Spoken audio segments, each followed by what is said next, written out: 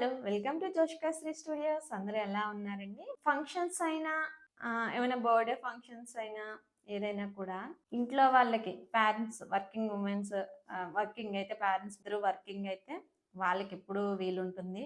చదువుకునే పిల్లలకి సెలవెప్పుడుంటుంది. వచ్చే రిలేటివ్స్‌కి అనుకూలంగా ఉండే రోజెప్పుడు.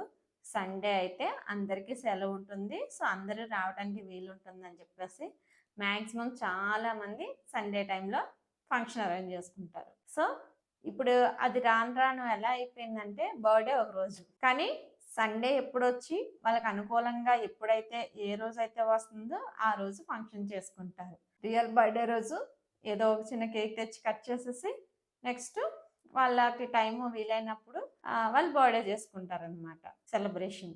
సో, నేనొక ఫ్రెండ్‌ని అడిగాననమాట. మీరిలా చేస్తున్నారు కదా!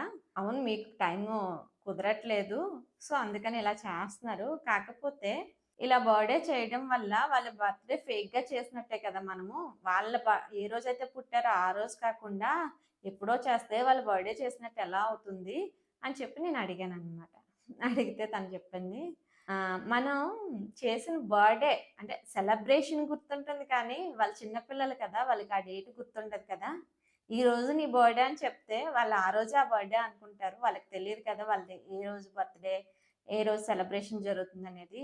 వాళ్ళకి గుర్తుండిపోయేది సెలబ్రేషన్ మాత్రమే అని చెప్పారనమాట. సో, అంటే అది చాలా మందికి నచ్చి ఉండొచ్చు బేసిక్‌గా. కాకపోతే నాకైతే ఎందుకో నచ్చలేదనమాట. ఎందుకంటే మన పిల్లలకి మనమే వాళ్ళకి బర్త్‌డే కాని రోజుల్లో బర్త్‌డే చేస్తున్నాం. అంటే మనకు అనుకూలంగా ఉన్నప్పుడు, వాళ్ళకి అనుకూలంగా ఉన్నప్పుడు, వచ్చే రిలేటివ్స్‌కి అనుకూలంగా ఉన్నప్పుడు అని చెప్పేసి అలా చేస్తున్నాం. అలా చేయటం వల్ల మన పిల్లలకి వాళ్ళ పుట్టినరోజు అంటే అది ఏ రోజైనా వాళ్ళకొక స్పెషల్ డే.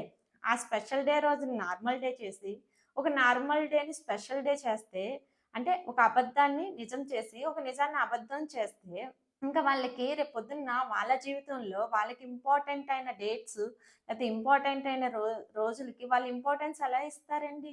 చాలా సార్లు చాలామంది చెప్పారనమాట నాకు కూడా. బర్త్‌డే ఫంక్షన్స్ అది చెయ్యకపోతే అవ్వలేదని పోన్లే అప్పుడు కుదరలేదు కదా! మంచి రోజు చూసి ఫంక్షన్ చేసేయండి అని చెప్పారు. లేకపోతే జనాలందరికీ సండే బాగా కన్వీనియంట్‌గా ఉంటది. సో, ఆ రోజు చేస్తే అందరూ వస్తారు. అందరికి బాగుంటుంది. చేసేస్తే బావుంటుంది. అంటే ఫంక్షన్ అనేది మనం జనాల కోసం పెట్టుకున్నామా? లేపోతే మన కోసం పెట్టుకున్నామా? అనుకూలమైన పరిస్థితులు ఏర్పడినప్పుడు ఫంక్షన్ చేస్తామా? అవసరానికి ఫంక్షన్ చేస్తామా?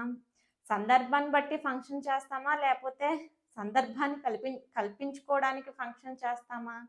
అంటే వచ్చే వాళ్ళకి అనుకూలంగా ఉండాలి. ఒకప్పుడు ఫంక్షన్ అంటే ఏ రోజు ఫంక్షన్ పెడితే, ఆ రోజు ఏ రోజైనా అవని మండే అవని, సండే అవని, ట్యూస్‌డే అవని, ఒక పెళ్లి ముహూర్తం ఏ టైంలో పడితే ఆ టైంకి అనుకూల పరిస్థితులు లేకపోయినా రిలేటివ్స్ ఆ టైంకి పలానా రోజు పెళ్లుంది. ఆ పెళ్ళికి నేను అటెండ్ అవ్వాలని పనులు పక్కన పెట్టుకొని వచ్చేవాళ్ళు. సో, అప్పుడేంటంటే ఒక రకమైన ఇది గొప్పతనం. చూసావా వాళ్ళకన్ని పనులున్నా కూడా మన పెళ్ళికి వాళ్ళు ఆ పనులన్నీ పక్కన పెట్టి వచ్చారని ఒక ఇంపార్టెన్స్, ఒక గౌరవము, ఒక వాల్యూ ఉండేదనమాట. సో, ఇప్పుడు అలా లేదు.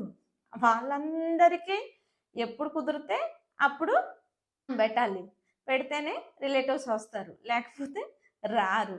సో, ఫంక్షను, సిట్యుయేషన్స్ ఇలా ఇలా అయిపోయినాయండి. అది మార్పు మంచిదో, చెడ్డదో నాకైతే తెలీదు కానీ, కాకపోతే అప్‌డేటెడ్ వర్షన్ అనమాట. ఏంటంటే, కాలం మారుతుంది కాబట్టి, కాలంతో పరిస్థితులు మారుతాయి కాబట్టి, ఆ పరిస్థితులతో పాటు కూడా మనం కూడా మారాలి. మారకపోతే ఔట్‌డేట్ అయిపోయిన సాఫ్ట్‌వేర్ అనమాట. సో, ఎందుకు పని చెయ్యము. కాలాన్ని బట్టి మనము మారాలి.